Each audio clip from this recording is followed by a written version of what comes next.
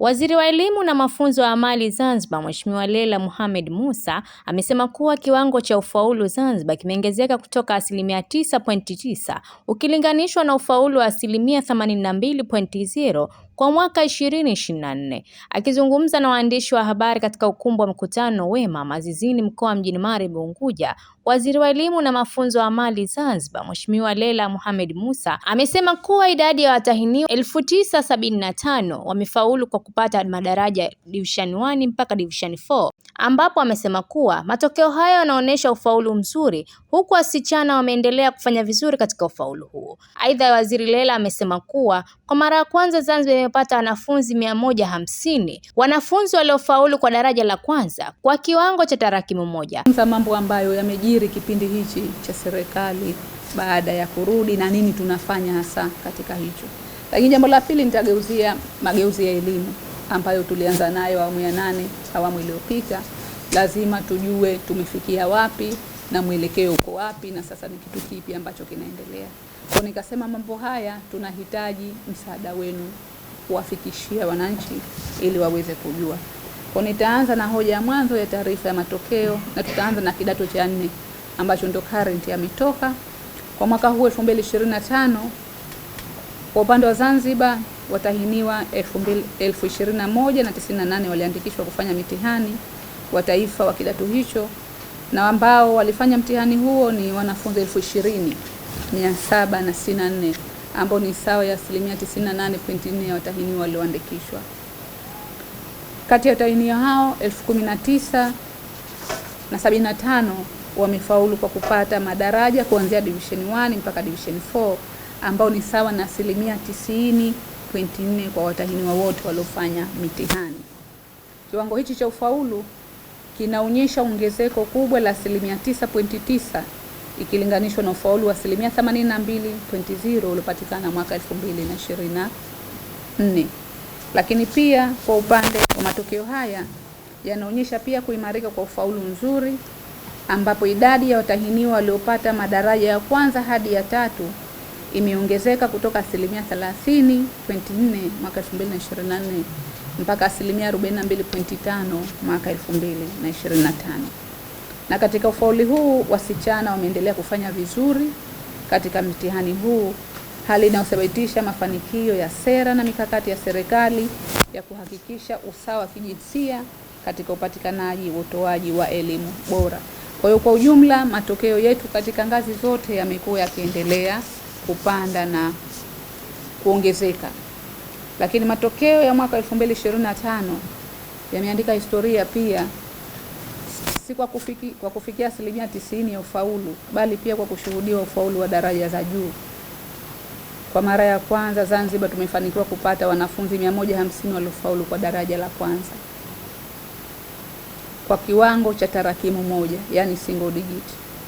Kati ya wanafunzi 150, wanafunzi 57 wamefaulu daraja la kwanza wakiwa na pointi 7. Wanafunzi 42.8 na wanafunzi 51.9. Asilimia 69.3 ya wanafunzi hao wanatoka katika skuli za serikali. Kwa hiyo hii ni mileage kubwa sana ambayo tuko nayo katika ufaulu wetu. Aidha, kwa upande wa ufaulu wa masomo, jumla ya masomo 7 yamepata ufaulu wa 100%. Masomo haya ni Food and Human Nutrition, Textile and Garment Construction, Electric Droughting, Electronic and Communication Engineering, Engineering Drawing and Manufacturing Engineering. Hizi ni kozi ambazo zinafundishwa katika technical school zetu za Kengeja pamoja na Mikunguni.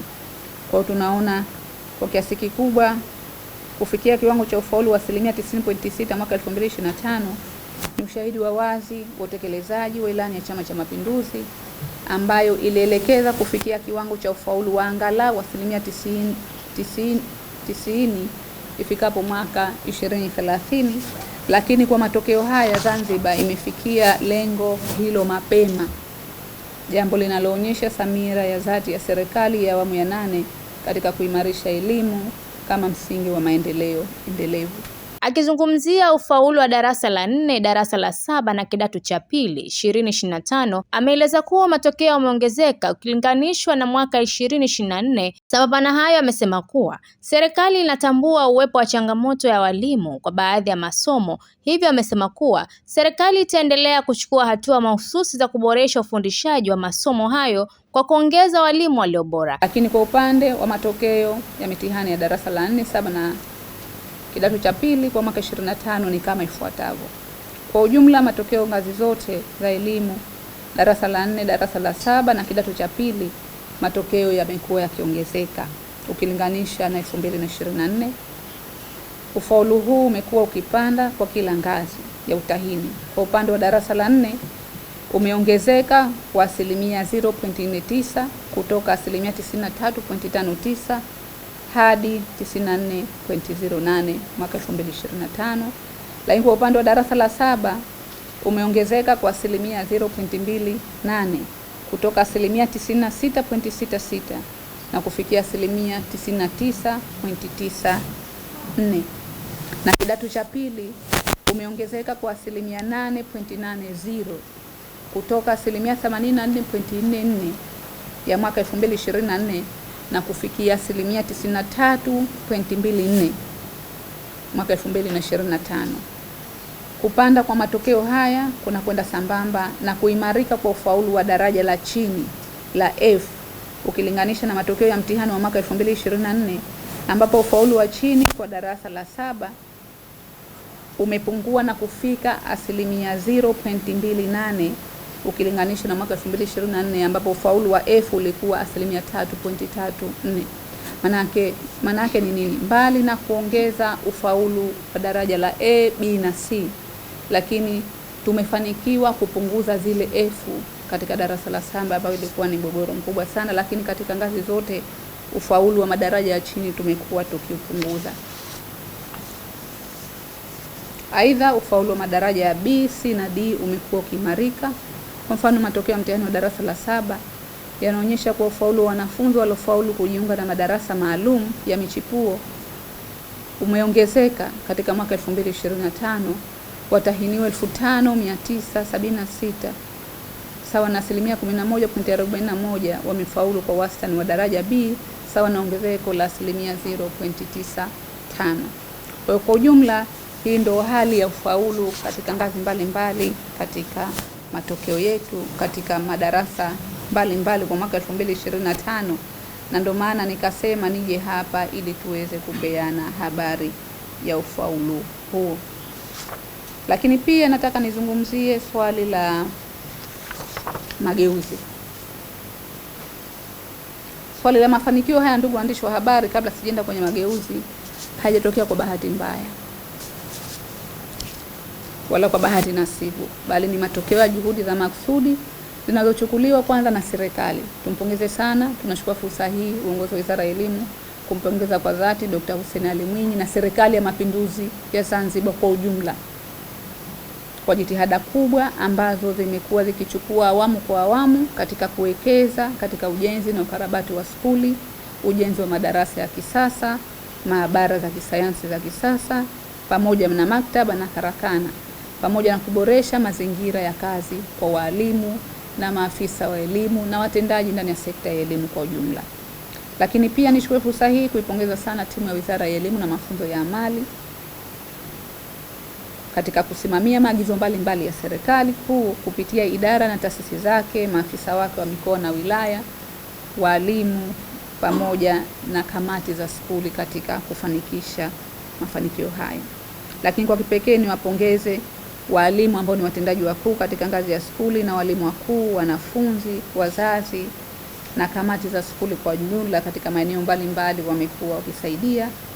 Lakini pia ni jihada za taasisi mbalimbali na washirika wa maendeleo mbalimbali. Uongozi wa Wizara ya Elimu na Mafunzo ya Amali inawashukuru wadau wote ambao wamekuwa kwa njia moja au nyingine wakisaidia katika kupunguza changamoto mbalimbali ambazo tuko nazo na kupelekea mafanikio haya. Serikali inatambua kuwa bado zipo changamoto katika ufaulu wa wanafunzi wetu kwa baadhi ya masomo, hususan somo la hisabati, historia na lugha ya Kiarabu, ambapo kiwango cha ufaulu bado hakijaridhisha. Serikali itaendelea kuchukua hatua mahsusi za kuboresha ufundishaji wa masomo hayo kwa kuongeza walimu wenye ubora, kuimarisha mafunzo ya walimu kazini na kuboresha mbinu za ufundishaji ili kuhakikisha kuwa kila mwanafunzi anapata fursa ya kufanya vizuri.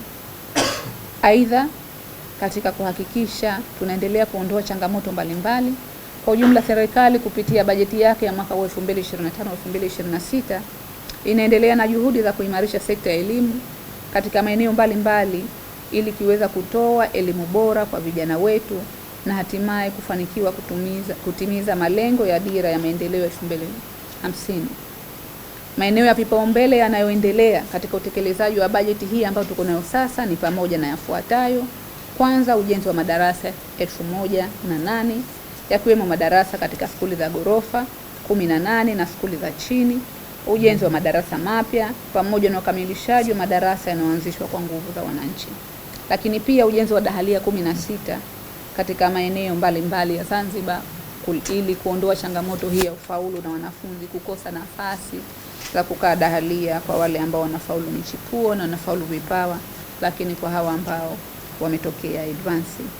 Lakini pia kuendelea na ujenzi wa kampasi ya kudumu ya chuo cha teknolojia cha Indian Institute of Technology Madrasa Zanzibar, ikijumuisha ujenzi wa jengo la madarasa pamoja na nyumba za walimu. Lakini pia kuendelea na hatua za utanuzi wa chuo cha Suza kupitia kujenga majengo 7 muhimu yakiwemo jengo la utawala, skuli ya elimu na lugha, kituo cha wanafunzi, nyumba za wafanyakazi pamoja na viwanja vya michezo. Nikiripoti mimi ni Fatma Haji wa VOP TV. Tembelea YouTube channel yetu VOP Online TV kwa habari moto moto. Subscribe kisha bonyeza alama ya kengele ili kuwa wa kwanza kupata taarifa zetu. Usisahau kulike, kucomment na kushare. VOP Online TV. VOP